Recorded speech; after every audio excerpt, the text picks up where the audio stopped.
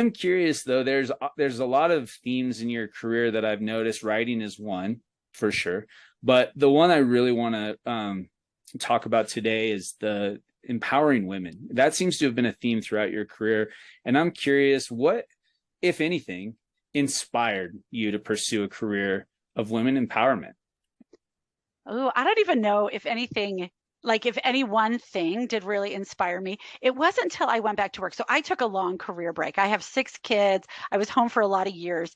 And during that time, I was always working with women and helping women, actually doing so much similar to what I'm doing now at Tech Moms, helping women find jobs, chart a career pathway, solve some of the financial and workplace challenges that they had in their lives. But when I went back to work for Susan Madsen, that was my first paid job after a long career break of 15 years. I went back to work at the Utah Women in Leadership Project. I started as a research assistant for Susan.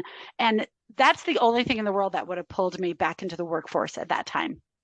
I had 6 kids. My oldest was 15. My youngest was 3.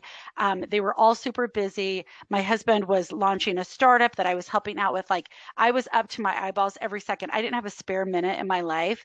And there's no way I was looking for a job or looking to get back to work, and I saw a job position that Susan had posted, and I just knew that I had to go for it. And because I was so passionate about helping women.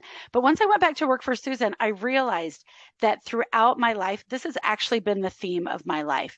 In college, all the papers that I wrote were about women. I remember writing a paper in history that won a History of the Family award because it was about women. So it had to be about family, but about Russian women's fairy tales. And my honors thesis and my master's thesis, like I was always passionate about women's stories, women's lives, and the way that so much of that translated into the work I'm doing now is I've always really, really cared about women's ability to be financially independent and financially secure.